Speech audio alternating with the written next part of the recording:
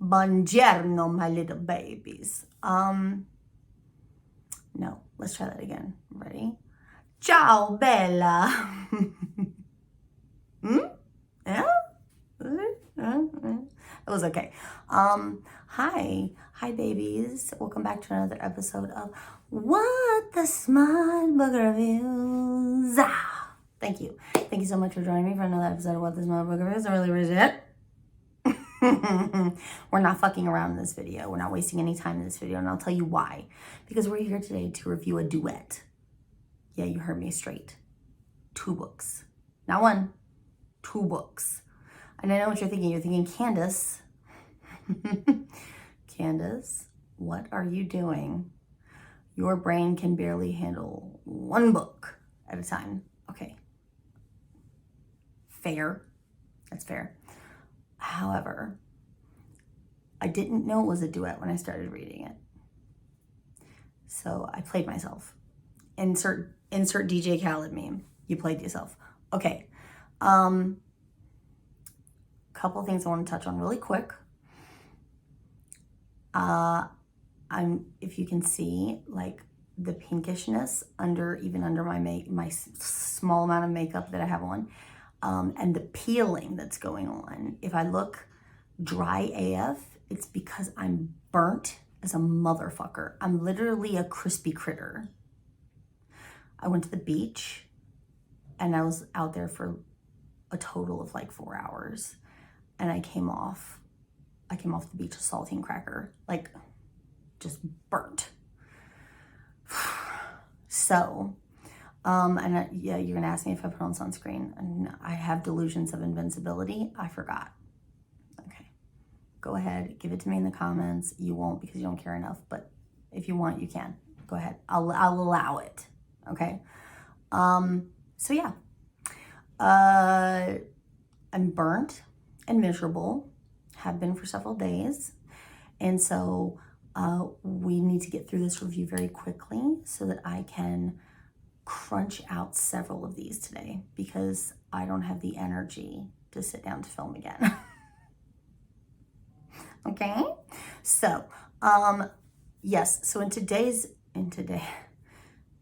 video, we are going to attempt not to do something new, but to do something old that we used to do on this channel that we forgot how to do because Candace's mind slipped just into full-on dementia.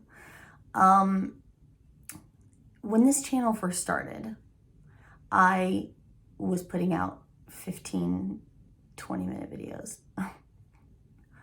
I know what you're thinking. If you're new here, you're thinking to yourself, impossible. Impossibility. No way. Lies, liar. No, it's true. Go back to the beginning of my videos. You'll see 20 minutes. And even then, in the blooper reels, I was freaking out, going, oh my God, nobody's going to watch me for 20 minutes. And here we are, fast forward to present day, where Candace is cranking out 2-hour-long videos, full-length feature film videos. And I wonder why I get 18 views a week. Okay, so the reason that this is happening, and I figured this out, is because of this. I blame the reading journal. I got the reading journal to help with my memory loss problems because I couldn't remember details of the plot when I would tell you guys stuff. So I started writing down the details of the plot. It was so helpful and so useful. It really is. It still is. However, I started writing down insignificant things that didn't need to be there. And then I started writing down everything. And then I started adding all of that into my reviews. And I slowly went from giving you an overall, my impression of the book, to plot point by plot point, every single thing that happened in the book. I might as well read you the book. So I think that's why we went from 20 minutes to an hour and a half, 2-hour videos. So I have, in the last few weeks, been purposefully making myself not use my reading journal. So like if I leave my house and I listen to an audiobook in the car, I will deliberately leave my reading journal at home, so that when I get back to the house, I'll only write down the important things I remember instead of everything. Does that make sense? Hopefully that makes sense to you. Which is what I did for this duet. And instead of what would normally take up 4 pages or more of reading journal space of notes, I managed to do both duets worth of notes, like both books in the duet worth of notes, on pretty much a page and some change. Like 1 page of notes, not even completely filled, and then like a page with some highlights and deets on the characters. Did I miss a bunch of shit? Probably. Am I gonna give you every blow by blow of the book? No, I'm not gonna do it anymore. So that's what I'm saying. Long story short, as my mom would say 500 times in a 3-hour long conversation, from now on, kiddos, I will no longer be giving you plot point by plot point everything that happens in the book. I will be telling you an overall whatever that happened, and then I'll tell you how I felt about it. The end. Okay? Sometimes I won't even tell you how the book ended. You gotta read it for yourself. All right? Okay. If you're not cool with that, tough titties. Because in addition to it taking me 2 hours to film reviews, it has been taking me subsequently days and days to edit them, because I'm only having a small chunk of time every day to sit down to try and edit these videos. And so it's stretching out over the course of days. And I'm slowly falling behind.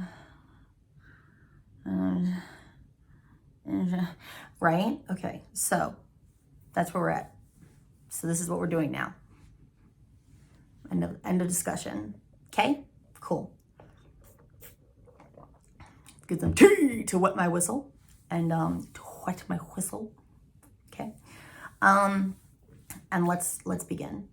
In today's video, kids, we are going to be reviewing The Duet by author Mila Finelli. Of these, I'm going to show you my beautiful alt covers, limited edition alt covers for Mafia Mistress and Mafia Darling. Aren't they beautiful? Oh, they're so stunning. I love looking at them. These colors pop. Do they just pop? God, they're so beautiful. We will be reviewing these books. Look how thin they are. I don't know why. When I was reading them, they felt longer. Not in a bad way at all, but like in a good way. You know, when you read a book and you're just like so immersed that it's just like it felt longer to me. But it's not. She packed so much into a tiny little book like this. So this is the duet for Mafia Mistress and Mafia Darling. It is a 2-part series about the same couple with an HEA at the end of Mafia Darling for this couple. In addition to there being an HEA at the end, there's like a fast forward epilogue that shows the couple like 4 or 5 years in the future with like kids and such, which I thought was really nice. But before we get into the actual plot, let's do some deets and blurb and all of that jazz, right? So both of these books are free to read with KU. If you have Kindle Unlimited, you can read these right now for free. If you want to purchase these books for your Kindle, they cost $4.99 each. If you want the trade paperbacks, not these alt covers, but the original trade paperbacks, which I'll show you here, which the covers are also fucking beautiful. Those you can get for $14.99 each. And these are also available in audio. I did do the audio for these. Oh my God. The audio.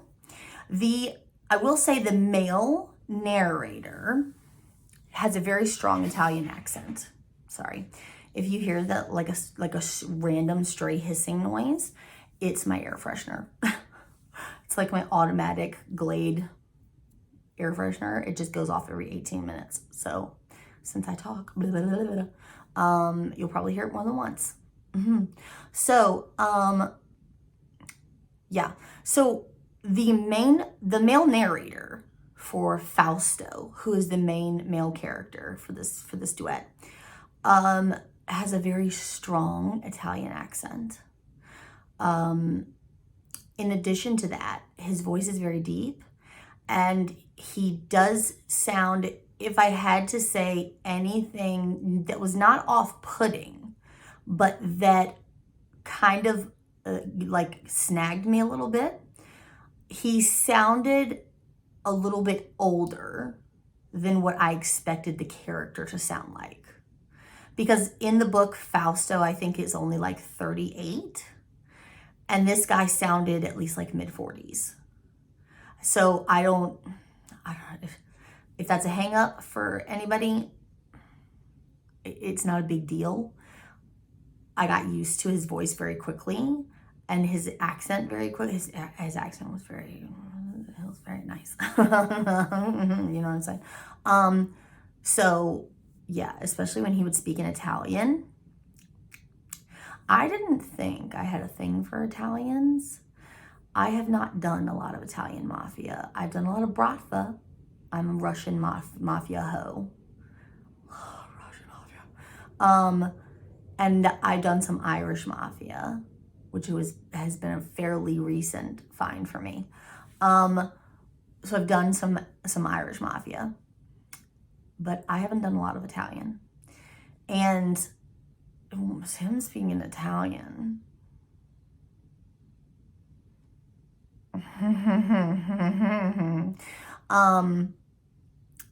Let's just say he could get it. He could get it. So yeah. Okay. Anyways, so you know I'm gonna do it because I do it in every video. And with these books, just because they're special edition covers doesn't mean that they're any exception. I looked them up on Amazon and they're listed on Amazon, which means at one point they were for sale on Amazon. So they have the pages listed on there, which means I'm coming for you, Amazon. And sorry for the shakage, according to Amazon, Mafia Mistress in the alt cover is supposed to have, how many pages? It's supposed to have 302 pages, and I got 288.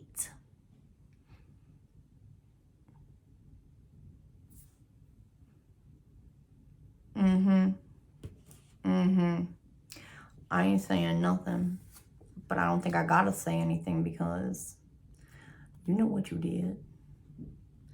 You know what you did. Additionally, Mafia Darling is supposed to have 286 pages, and I got 275. Okay. Amazon, you lying hoes. So, yeah. Explain yourself. Explain yourself. Every time. Why? Why would the discrepancies? Like, who's in charge of putting the page numbers onto Amazon? It can't be the author. Somebody's inputting this information incorrectly. Like, I'm sure the author is telling the people how many pages is in their book. What? Come on now. You know, like, I wonder if they're counting pages before they're like actually putting the book together. And then like the discrepancy is coming from like where they're putting the blank leaflets in and shit. Like, maybe they're doing that. But if that's the case, then you need to update your shit. Get your shit together. Men's and women's, Bezoses, dang. Okay, so anyway, moving on. So 16 minutes in. Anyway, there is a third book planned for this series. I thought that this was a complete duet and that would be it, but no. This is going to be a continuing series with a third book that is set to come out in, I believe, September. And the cover has been released, and I'll put that right there because, hey boy, how you doing? And that is Enzo's story, which I'm wondering how that's going to work, because Enzo in the book, in this duet had a wife and kids. So like, I don't know, because I don't do the cheating trope. So like, Mila, how you want to explain that? How you want to handle that? I'm sure you'll find a way. I'm sure you'll find a way to make it okay for me. You'll do it for me, girl. I know you will. Okay, so here we go. The two main characters for this book are Fausto Ravazzani. Ooh, look how I rolled that R. And Francesca. What the fuck was her last name? Francesca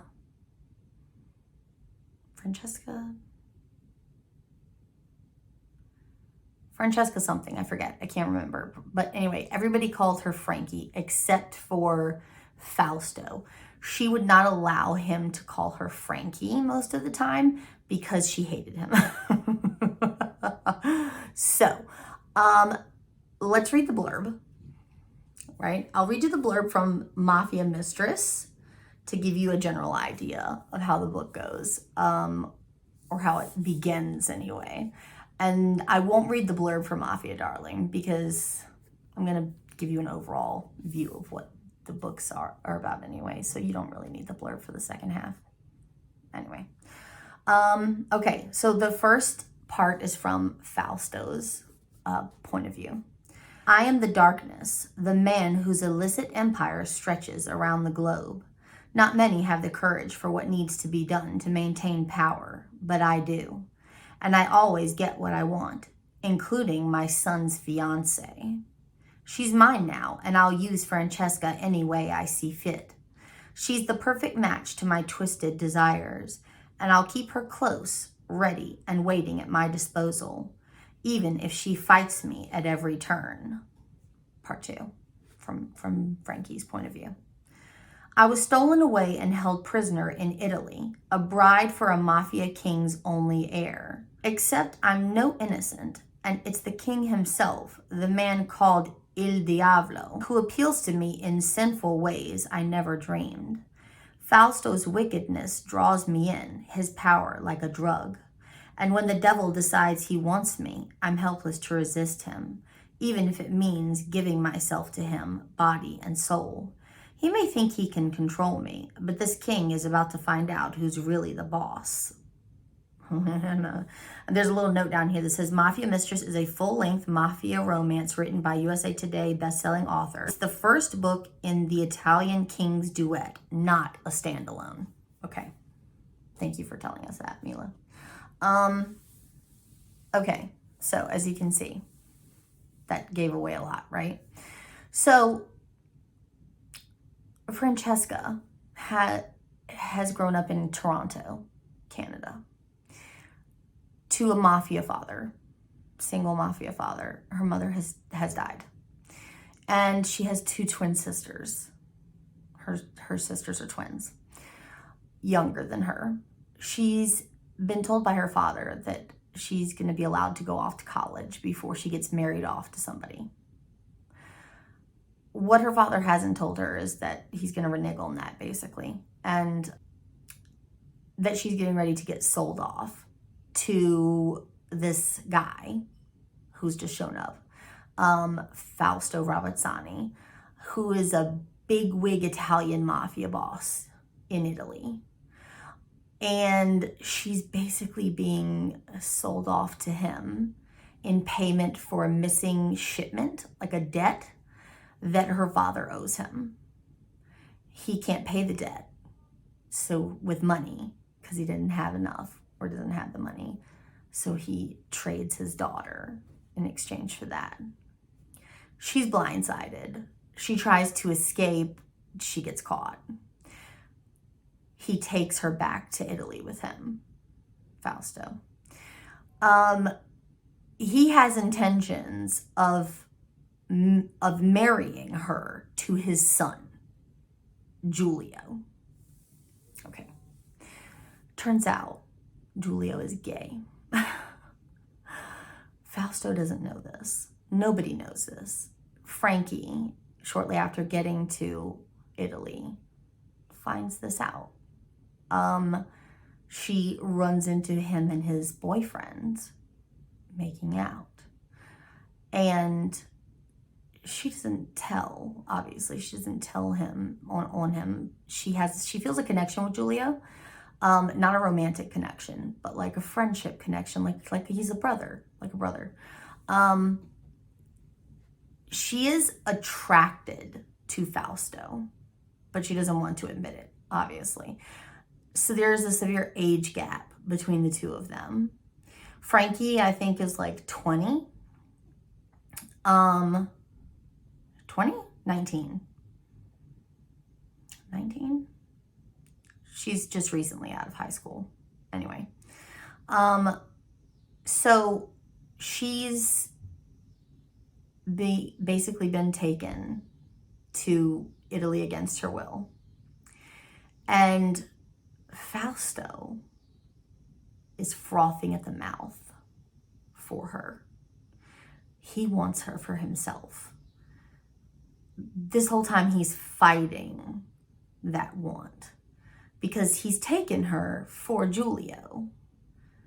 And he knows that if he changes his mind and he takes her for himself, there are certain rules within the mafia that you can't, like, it would be like a disgrace, like a slap in the face to her father if he were to fuck around with her, right? However, Frankie is not a virgin. Frankie has had a boyfriend whom, while Fausto was visiting their house, his men caught sneaking out of her window. So Fausto knows that Frankie is not a virgin. And he wants to essentially, he finally gets to the point where he can't take it anymore. And he decides, I have to have her. I've got to make her mine. I can't give her to Giulio. And he essentially tells Giulio, he calls him in and he's like, Giulio's not stupid. Giulio can see that his father is literally drooling on himself for Frankie. But he also knows that his father is probably not going to be good for Frankie. So but at the same time, he knows that his father is going to get whatever his father wants. Like at the end of the day, dad gets what dad wants. So he calls Giulio in and he says, I'm gonna find you another wife. And Julio's just like, okay. And Fausto's like, you didn't, no big deal? Like, you don't care? And he's like, no, I don't feel that way towards her. I like her, like, but I'm not romantically connected. Like, we don't have a romantic connection. And Fausto's like, oh, cool, sweet. Like, Fausto, in the beginning of the book, is a very controlling, cold, stubborn asshole. 100% alpha hole. It's his way or the highway. 100%. He does not give on anything.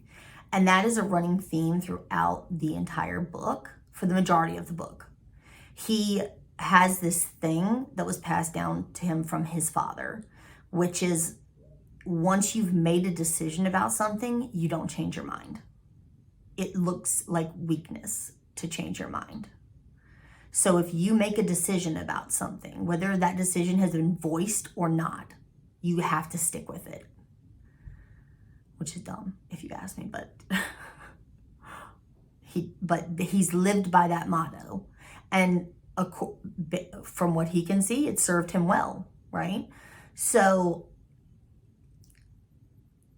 he tells Julio all of this, and Julio's just like, okay, cool, find someone else. In Julio's mind, it's bought him time because he did not want to marry Frankie.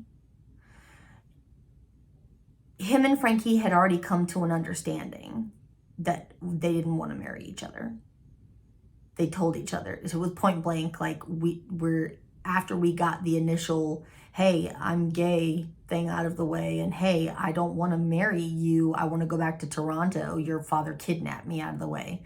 Like, they became like best friends. So neither one of them wanted to marry the other.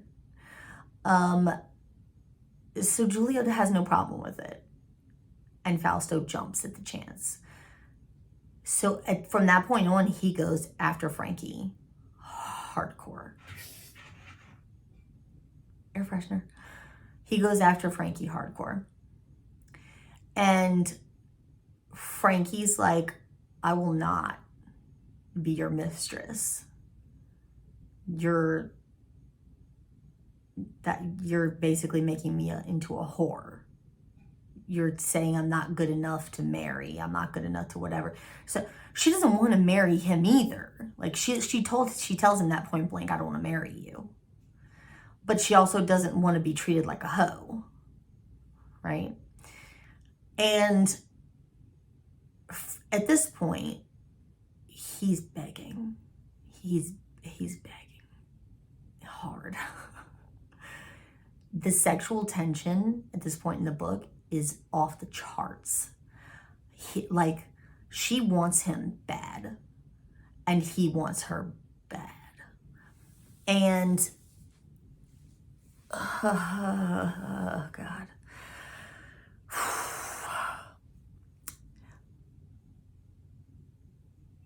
She won't agree to be his mistress. She won't say the words, but they start to fuck around with each other.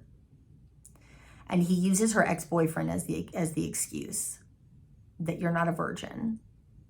You have nothing to lose here. I'll give you everything you want. You'll lack for nothing. I will put you through college. I'll buy you a laptop that you need for college. Like, he does all of these things for her.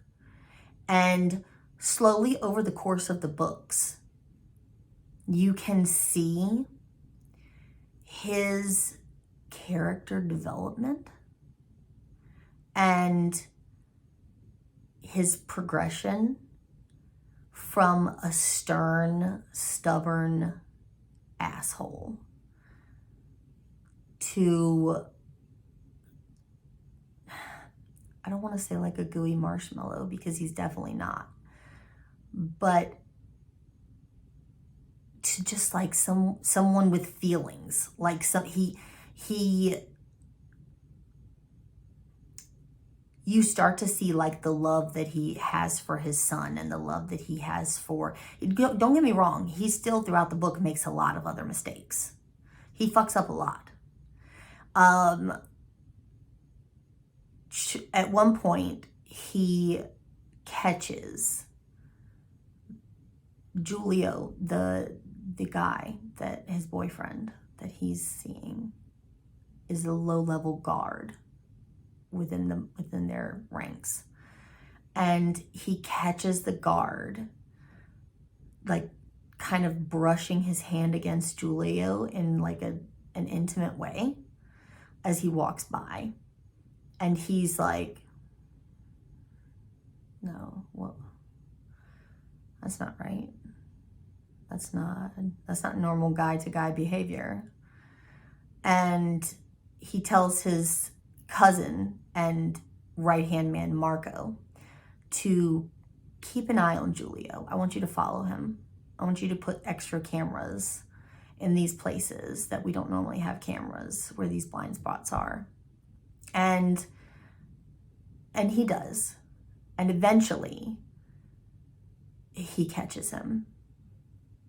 And he finds out that Julio is gay. And his world just implodes. And he's so pig-headed about the fact that, because in the mafia, they're still very old school. And for most of them, to be gay would be a death sentence. At very least, you're talking about like exile. And he says, we're not going to tell anyone. Nobody else knows about this. At first he's going to have Paolo, Julio's boyfriend, killed. And Francesca begs him not to. And for Frankie, he agrees to send him away. And throughout this entire period, Julio is miserable. Throughout, it's literally like half of the duet. Julio is absolutely miserable because he's living a lie. He's having to hide his true self. He's having to pretend to be someone he's not, because his father can't accept who he is. And because he can't accept it, not just because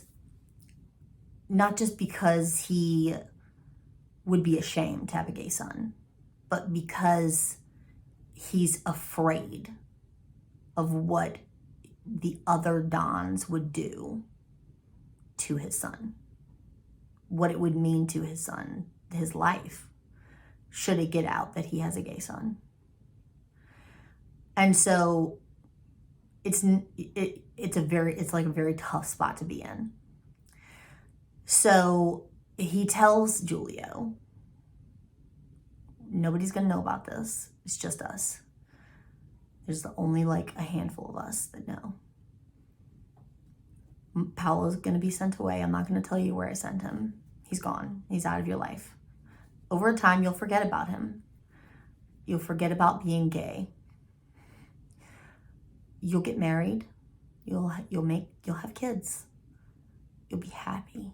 And then after you get married, if you want to discreetly find someone else, then you can. But that's after you've fulfilled your duties to the Ravazzani line and produced more heirs. And everything is about blood for Fausto. Everything is about tradition. Everything is about the line. Everything is about the family, right? So Julio is miserable. Francesca sees he's miserable. She's like the mediator between the two of them. Shortly before Fausto finds out that Julio is gay, Frankie finds out that she's pregnant. And Fausto is overjoyed. He wanted more kids with his first wife, but she was killed, which is another reason why he doesn't ever leave his compound, his like mansions, his ranch style, like property, whatever. And he's thrilled. She's devastated. She cries and cries and cries and cries because at this point, like she had still to this point had dreams of going back home and living a normal life, going to college, having a career, finding a nice boy and settling down and having a family and whatever, right? Like a normal life. Because she was told, like by Fausto, after I'm done with you, I will take you back. I'll let you go to Toronto. I'll send you back to Toronto. And I'll set you up with money and I'll, let you do whatever you want. And she was like, I don't hate the idea. So we'll go with that for now. Right?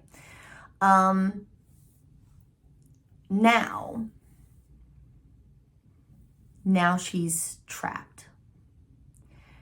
And she's trapped with a man that she's seeing from outward appearances as a dictator who won't bend on anything and who doesn't give his own son the choice of whether or not to take over the mantle of Don of the family. And she's like, I don't want that for my child. That she doesn't want her child to be raised in that environment, but she knows that Fausto will not let the child leave. So she's trapped. And for a good period of time, she's miserable. Over the course of that period of the book, it gets better. He tries to like win her over. And it does work. It works. Over the course of that period of the book, she becomes more attached to him. She's getting up to the point where she's ready to give the relationship between them a real chance at something serious. And then he finds out that Giulio is gay and that she knew. Because on the night that he finds out Giulio is gay, Giulio comes out of his office, out of his study, in tears. And she says, I'll go talk to him. And she goes in to talk to him. And when she begins to speak and he realizes that she knew and she didn't tell him, he sees her as like a traitor. And he basically, for lack of a better term, he kicks her out. He banishes her to a beach house where she subsequently gets kidnapped by a rival mafia don named Enzo, who's running a computer banking scam, where he's siphoning money, like a hacking scam where he's siphoning money from people's accounts, little bits at a time, like pennies at a time. And he's making millions and millions of dollars off of this hacking scam. And when he realizes that Francesca's been kidnapped, Fausto loses his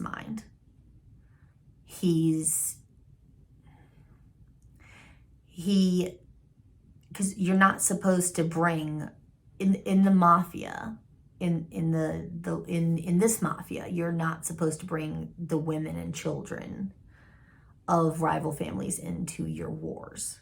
It's like an unspoken rule, I guess. And however, that only applies to like the wives. Like, mistresses don't count. They're just hoes. Who cares? No. That's my woman, and she's pregnant with my child. And he loses his shit, and he brings in like bigger guns from Sicily, and he goes all in. He finds out where they are, and there's like a gnat in here. He finds out where they are, and he goes in on a rampage, and he kidnaps, he rescues her, and he kidnaps Enzo, kills everybody else, kidnaps Enzo and takes him back to the house and tortures him ceaselessly in their dungeon. Because yes, he has a dungeon. Because his house used to be like a castle. And yeah, so that he does that for a hot minute. He spends a good chunk of the rest of the book trying to make amends to Frankie, begging her forgiveness, doing everything he can to buy her forgiveness, bringing her sisters from Toronto to come visit her because she's been missing them so much and been homesick. And at first she's like, fuck you. You abandoned me. You let me get kidnapped and locked in a trunk and all this other terrible shit happened to me. It never would have happened if you hadn't thrown me out at that beach house alone. And he accepts his dues, right? He takes his lashings because he knows he deserves it. And he spends a good chunk of the book just basically begging and pleading for forgiveness. And eventually he wins her over and she gives him another chance. And at that point he proposes to her and she says yes. And they're gonna get married. They get married in the vineyard. Her sisters are there for her wedding. And shortly after her sisters leave, she has a doctor's appointment scheduled for an ultrasound. And normally the doctor would come to them, but it was something happened and she has to go out to go see the doctor. Fausto wants to cancel the appointment. He wants to wait until the doctor can come to them. She insists, no, it's ridiculous. You're being ridiculous. I'm just going to go. Julia will go with me. And, you know, Fausto's like, no. I'll go. It's fine. Forget it. I'll go. They go. They get out of the car. On the street, a sniper shoots him. And they're not sure if he's going to live. And during this time, she's a mess. But she's got to pull herself together to take care of all of his business while he's in the hospital. So she sort of like adopts the role of Don while he's incapacitated. And because of that, she earns like a new respect from his men and the rest of the family, like his aunt, his like everybody. Well, him being shot and having a near-death experience gives him plenty of time for introspection, right? And he comes to the realization that he doesn't want Giulio to be miserable for the rest of his life. And he decides, with some help from Frankie, that he's going to let him go. And so he calls Giulio, calls him in, and he tells him that I'm setting you free. You're no longer going to be my heir. I'm going to disavow you from becoming my heir, because realistically, that's the only way that he'll be able to live freely. He'll have to change his name and become someone else, because it's the only way he'll be safe. But at least he'll be free. And he says, I'm gonna disavow you as my heir, and I'm gonna set you free if that's what you want. I'm giving you the choice to either be my heir or to go live your life free somewhere else as someone else and no longer be a Ravazzani. And almost immediately he knows Giulio's choice is to be someone else. And it's a very emotional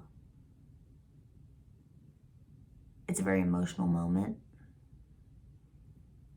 because at that point he doesn't know if he's ever going to see his son again, if it will ever be safe enough for him to come back. And so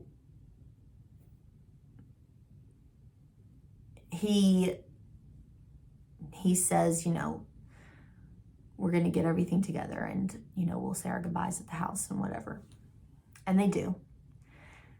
And obviously he has to tell Francesca, and Giulio tells Frankie that he's leaving. And Fausto tells him where Paolo was sent in a roundabout way. He says, I think something like, oh, I hear Belgium is a nice place to go. And immediately Giulio knows what he means.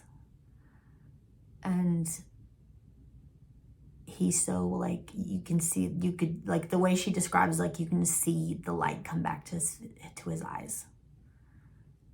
And he goes. And from that point on, Frankie knows that he's grown so much as a person that her child will be okay. That she's okay growing old with this person.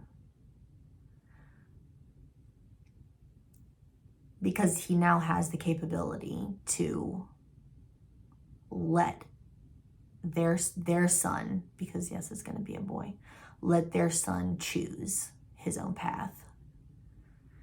There is, during the scene where he gets shot, it was a collaborated effort between someone inside their own house, a tech guy that runs their security, who was in on Frankie's kidnapping, who also, during the shooting scene, helped Enzo escape the dungeon.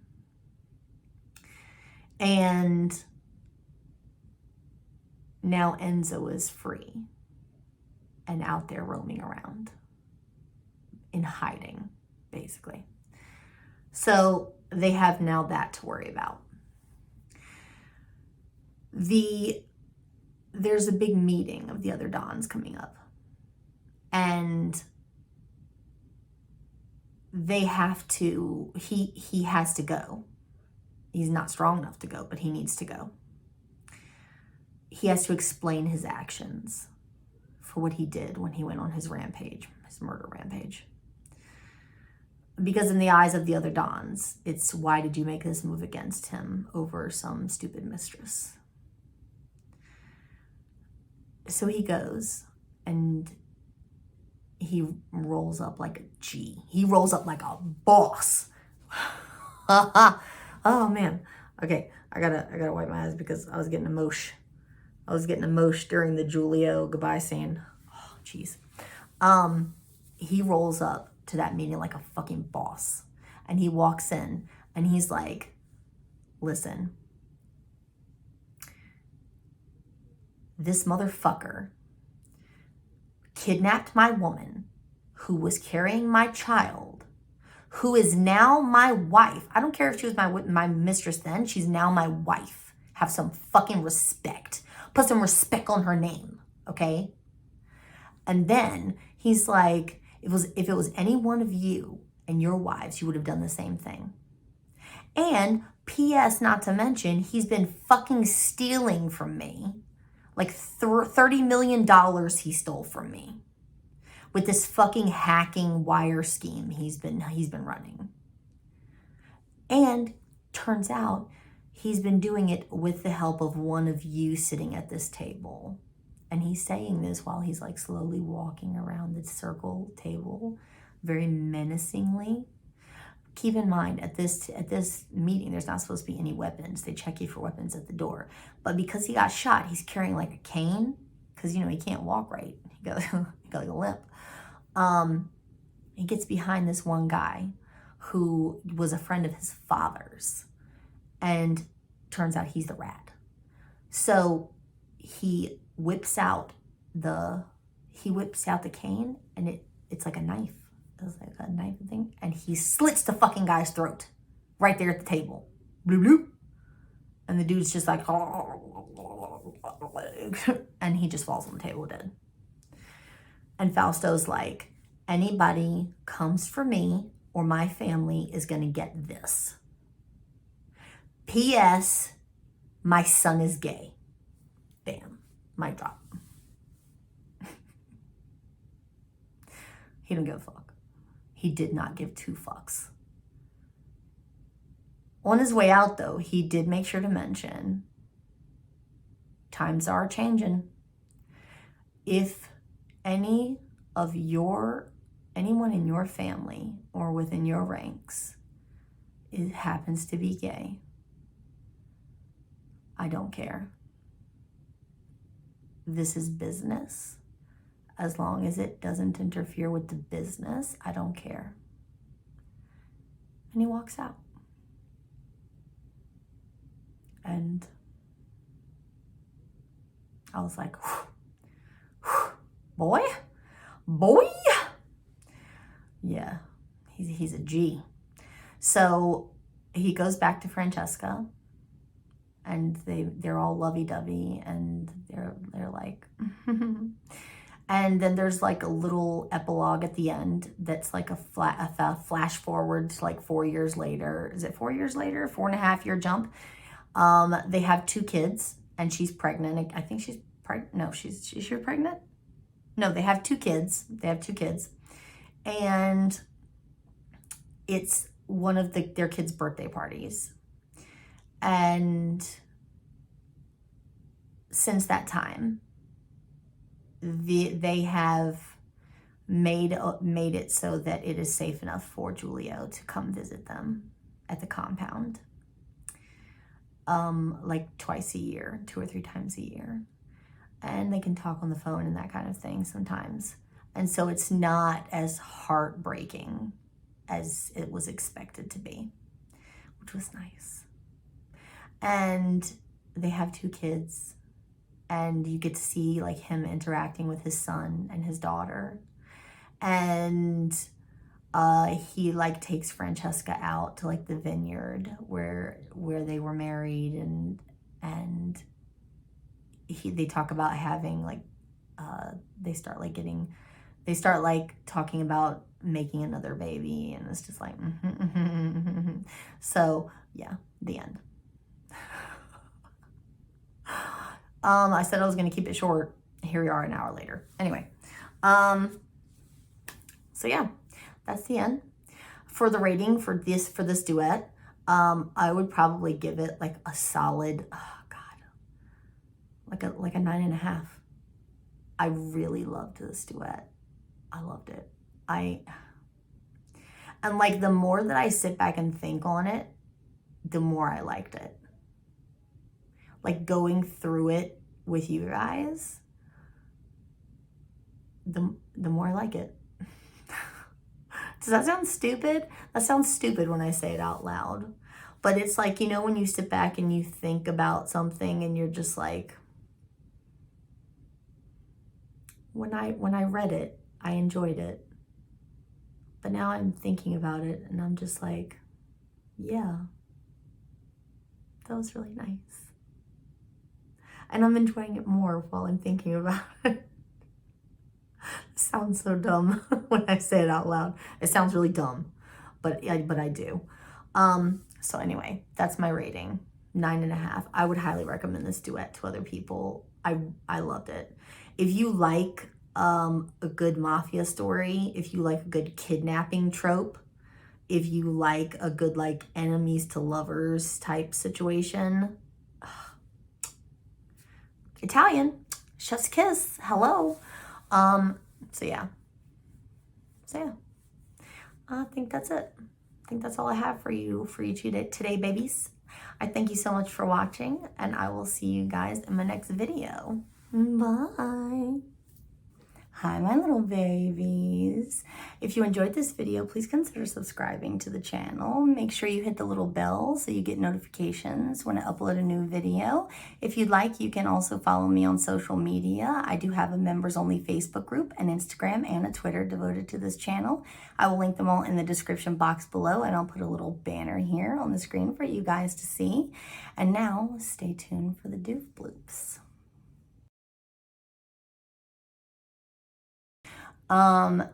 The two main characters for this book. No, we're not doing that either. Let's read the blurb, shall we? No, let's tell you the prices for the book, right? Did I tell you that? Yes, I did. I already did that. I am the darkness, the man who will listen. Except I'm no prison. It's the first book in the Kings of Italy.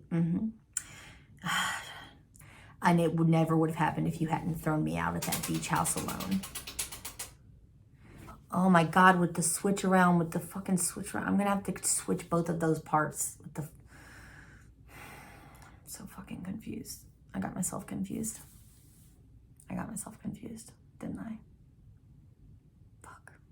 Okay. So much. This fucking gnat that's fucking flying around me is driving me fucking nuts. I said fucking 3 times in the same sentence. How's that possible? How's it possible? How is it possible, Candace? I don't know, Candace. Well, you did it. You managed to do it. I don't know how it's possible, but you managed to do it.